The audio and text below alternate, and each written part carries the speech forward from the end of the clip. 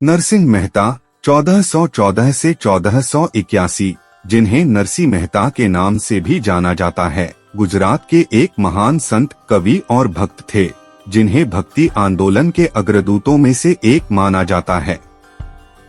उनकी रचनाएं, खासकर वैष्णव जन तो तेने कहिए जैसा भजन, भारतीय समाज और साहित्य में अद्वितीय स्थान रखता है। नरसिंह मेहता ने भगवान कृष्ण के प्रति गहरे प्रेम और भक्ति का जीवन जिया और उन्होंने अपनी कविताओं और भजनों के माध्यम से अपने धार्मिक और आध्यात्मिक अनुभवों को व्यक्त किया। इस लेख में हम नरसिंह मेहता के जीवन, उनके साहित्यिक और भक्ति योगदान पर विस्तृत रूप से चर्चा करेंगे। प्रारंभिक जीवन, जन्म और पारिवारिक पृष्ठभूमि। नरसिंह मेहता का जन्म 1414 ईस्वी में गुजरात के जूनागढ़ में एक नागर ब्राह्मण परिवार में हुआ था। उनका परिवार धार्मिक और सामाजिक दृष्टि से समृद्ध था, लेकिन नरसिंह का जीवन प्रारंभ से ही साधारण और विनम्र रहा। उनके माता पिता का नाम कृष्णदास और दयाकोर था। कहा जाता है कि उनका बचपन सामान्य बच्चों की तरह नहीं था। वे गंभीर और धार्मिक प्रवृत्ति के थे और भगवान के ध्यान में लीन रहते थे। बचपन का संघर्ष। नरसिंह मेहता के जीवन का प्रारंभिक समय संघर्षपूर्ण था। उनके माता पिता का देहांत उनके बचपन में ही हो गया था, जिसके बाद उनकी परवरिश उनके बड़े भाई और भाभी ने की। हालांकि उनकी भाभी ने उन्हें कभी विशेष स्नेह नहीं दिया और नरसिंह को उनके आध्यात्मिक और धार्मिक झुकाव के कारण अक्सर प्रताड़ित किया जाता था। वे अपने पारिवारिक दायित्वों को निभाने में असमर्थ थे, क्योंकि उनका ध्यान हमेशा भगवान कृष्ण की भक्ति में लगा रहता था। शिक्षा और धार्मिक प्रवृत्ति। नरसिंह मेहता ने औपचारिक शिक्षा नहीं ली, लेकिन उनका धार्मिक और आध्यात्मिक ज्ञान अत्यधिक था। वे बचपन से ही भगवान कृष्ण के प्रति गहरी आस्था रखते थे। जब वे थोड़ा बड़े हुए तो उन्होंने सन्यासियों और संतों के साथ संगति करनी शुरू की। नरसिंह मेहता ने कृष्ण भक्ति को अपने जीवन का लक्ष्य बना लिया और वे पूरी तरह से भगवान कृष्ण की भक्ति में समर्पित हो गए। आध्यात्मिक जीवन और भक्ति। भगवान कृष्ण के प्रति प्रेम। नरसिंह मेहता के जीवन में भगवान कृष्ण का विशेष स्थान था। वे उन्हें अपने आराध्य और मार्गदर्शक मानते थे। उनकी कविताओं और भजनों में भगवान कृष्ण के प्रति गहरे प्रेम और भक्ति की झलक मिलती है। वे कृष्ण के बाल रूप से लेकर उनके युवावस्था तक की लीलाओं का गुणगान करते थे। नरसिंह मेहता की भक्ति केवल साधारण भक्ति नहीं थी, वे भगवान कृष्ण के प्रति अनन्य प्रेम में लीन रहते थे और उन्हें अपनी सभी समस्याओं और चिंताओं का समाधान मानते थे। सिद्धि प्राप्ति। कहा जाता है कि नरसिंह मेहता को एक दिन भगवान कृष्ण का साक्षात्कार हुआ था। एक कथा के अनुसार वे एकांत में कृष्ण की भक्ति में लीन थे और तभी भगवान ने उन्हें दर्शन दिए। इस दिव्य साक्षात्कार ने नरसिंह मेहता के जीवन को पूरी तरह बदल दिया। इसके बाद वे और भी अधिक समर्पण के साथ कृष्ण की भक्ति में लग गए और उनके जीवन का उद्देश्य कृष्ण की महिमा का गुणगान करना बन गया।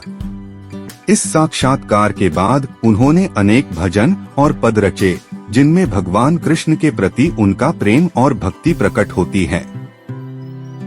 कृष्ण लीला का गायन। नरसिंह मेहता की भक्ति का एक प्रमुख अंग भगवान कृष्ण की लीलाओं का गायन था।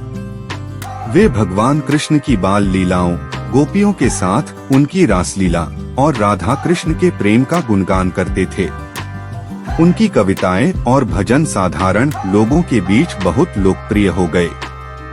नरसिंह मेहता का मानना था कि भगवान कृष्ण की लीला का गायन करने से व्यक्ति को मोक्ष की प्राप्ति होती है और वे अपनी सांसारिक समस्याओं से मुक्ति पा सकते हैं। कवि के रूप में योगदान। नरसिंह मेहता की रचनाएं गुजराती साहित्य में अत्यधिक महत्वपूर्ण मानी जाती हैं। उन्होंने अनेक पद, भजन और कविताएं रची, जिनमें भगवान कृष्ण के प्रति भक्ति और प्रेम की गहनता झलकती है। उनके भजनों में सरलता और भावनात्मक गहराई होती है, जो हर व्यक्ति को ईश्वर के प्रति समर्पण की प्रेरणा देती हैं। उनकी प्रमुख रचनाओं में वैष्णव जन तो तेने कहिए, सबसे प्रसिद्ध है, जिसे महात्मा गांधी ने भी अपने जीवन का आदर्श माना। उनकी अन्य प्रसिद्ध रचनाओं में जलकमल छांडी गयोरे, हरी तारा नामनी चुनरी और मारो सतगुरु धीरज धरो जैसे भजन शामिल हैं। इन भजनों में जीवन के विभिन्न पहलुओं जैसे प्रेम, त्याग, भक्ति और भगवान के प्रति समर्पण की गहराई से अभिव्यक्ति होती है। वैष्णव जन तो तेने कहिए। वैष्णव जन तो तेने कहिए नरसिंह मेहता का सबसे प्रसिद्ध भजन है, जो भक्ति और मानवता के आदर्शों को प्रस्तुत करता है। इस भजन में एक सच्चे वैष्णव के गुणों का वर्णन किया गया है, जो न केवल भगवान के प्रति भक्ति करता है, बल्कि संसार के प्रति दयालु और संवेदनशील होता है। यह भजन न केवल धार्मिक दृष्टिकोण से महत्वपूर्ण है, बल्कि यह मानवता और नैतिकता के सिद्धांतों को भी प्रस्तुत करता है। महात्मा गांधी इस भजन से अत्यधिक प्रभावित थे और इसे अपने जीवन का आदर्श मानते थे। भजन का भावार्थ यह है कि सच्चा वैष्णव वही होता है जो दूसरों के दुख को समझता है और उनकी मदद करता है। नरसिंह मेहता का यह भजन न केवल धार्मिक भक्ति को प्रकट करता है, बल्कि यह सामाजिक सेवा और परोपकार के आदर्शों को भी प्रस्तुत करता है। सामाजिक और धार्मिक योगदान। नरसिंह मेहता का भक्ति आंदोलन में एक महत्वपूर्ण स्थान है। उन्होंने भगवान के प्रति प्रेम और समर्पण की गहराई को प्रस्तुत किया और भक्ति के माध्यम से ईश्वर के निकट पहुंचने का मार्ग दिखाया। उनकी भक्ति निराकार भगवान की भक्ति नहीं थी, बल्कि साकार भगवान कृष्ण की भक्ति थी। उनके भजनों और कविताओं में भगवान कृष्ण के साथ प्रेम और आत्मसमर्पण की भावना स्पष्ट रूप से दिखाई देती है। भक्ति आंदोलन के समय, जब समाज में जाति, धर्म और आर्थिक स्थिति के आधार पर भेदभाव व्याप्त था, नरसिंह मेहता ने समानता और प्रेम का संदेश दिया। उन्होंने अपने भजनों के माध्यम से यह बताया कि भगवान की भक्ति करने के लिए किसी जाति, धर्म या विशेष सामाजिक स्थिति की आवश्यकता नहीं है।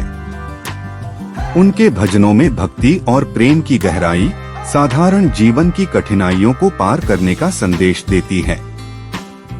संतों और साधुओं के साथ संगति। नरसिंह मेहता का जीवन संतों और साधुओं की संगति में बिता। वे नियमित रूप से संतों के साथ समय बिताते थे और उनसे प्रेरणा प्राप्त करते थे। उनका मानना था कि संतों की संगति से व्यक्ति को आध्यात्मिक उन्नति प्राप्त होती है और वे संसार के मोहमाया से मुक्त होकर भगवान की भक्ति में लीन हो सकते हैं। नरसिंह मेहता ने भी अपने जीवन में इस मार्ग का अनुसरण किया और साधु संतों के साथ समय बिताकर अपनी भक्ति को और गहरा किया। समानता और प्रेम का संदेश। नरसिंह मेहता के जीवन और उनकी रचनाओं में समानता और प्रेम का संदेश बार बार प्रकट होता है। वे मानते थे कि भगवान की दृष्टि में सभी मनुष्य समान हैं, चाहे वे किसी भी जाति, धर्म या वर्ग के हों। उनकी रचनाओं में प्रेम, दया और सहानुभूति के आदर्श स्पष्ट रूप से दिखाई देते हैं। उन्होंने अपने भजनों के माध्यम से यह संदेश दिया कि व्यक्ति को अपने जीवन में प्रेम, करुणा और दया का पालन करना चाहिए, क्योंकि यही भगवान की सच्ची सेवा है। नरसिंह मेहता का संघर्षपूर्ण जीवन। पारिवारिक संघर्ष। नरसिंह मेहता का जीवन संघर्षों से भरा हुआ था। जब वे अपनी भक्ति में लीन रहते थे, तो उनके परिवार ने उन्हें सांसारिक दायित्वों के प्रति लापरवाह समझा। उनके बड़े भाई और भाभी ने उन्हें कई बार तिरस्कृत किया और उनके भक्ति पथ को अस्वीकार किया। इस पारिवारिक संघर्ष के बावजूद नरसिंह मेहता ने अपने भक्ति पथ को कभी नहीं छोड़ा और भगवान कृष्ण के प्रति अपनी आस्था को और भी मजबूत किया। आर्थिक कठिनाइयाँ। नरसिंह मेहता का जीवन आर्थिक दृष्टि से भी कठिनाइयों से भरा हुआ था। उनके पास धन दौलत नहीं थी और वे साधारण जीवन जीते थे, लेकिन उनकी भक्ति इतनी गहरी थी कि वे इन आर्थिक कठिनाइयों से कभी विचलित नहीं हुए। उनकी भक्ति ने उन्हें हर कठिनाई में सहारा दिया और उन्होंने हर परिस्थिति में भगवान कृष्ण के प्रति अपनी आस्था को बनाए रखा। समाज से अस्वीकार। नरसिंह मेहता के जीवन में समाज से भी अस्वीकार का सामना करना पड़ा। उनके समाज ने उनके भक्ति पथ को कभी पूरी तरह से स्वीकार नहीं किया और उनके भगवान कृष्ण के प्रति प्रेम और भक्ति के कारण उन्हें समाज से बहिष्कृत भी किया गया। लेकिन नरसिंह मेहता ने इन सामाजिक दबावों को कभी अपने भक्ति पथ में बाधा बनने नहीं दिया। उन्होंने हमेशा अपनी भक्ति को अपने जीवन का सबसे महत्वपूर्ण अंग माना और समाज की नकारात्मकता को अनदेखा किया। नरसिंह मेहता की मृत्यु। नरसिंह मेहता ने 1481 में इस संसार से विदा ली।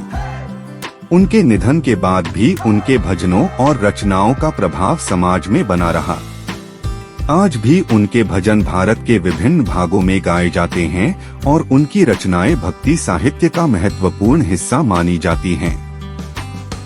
उनकी मृत्यु के बाद उनके विचार और भक्ति का संदेश उनके अनुयायियों और भक्तों के माध्यम से जीवित रहा। निष्कर्ष, नरसिंह मेहता का जीवन प्रेम, भक्ति और समर्पण का प्रतीक है। उन्होंने अपने जीवन को भगवान कृष्ण की भक्ति में समर्पित कर दिया और समाज को प्रेम, दया और करुणा का संदेश दिया। उनके भजनों और कविताओं ने भारतीय भक्ति साहित्य को समृद्ध किया और वे आज भी भक्तों के दिलों में जीवित हैं। नरसिंह मेहता का जीवन हमें यह सिखाता है कि सच्ची भक्ति सभी बंधनों से परे होती है और भगवान की सेवा में जीवन समर्पित करना ही मनुष्य के जीवन का सर्वोच्च लक्ष्य है।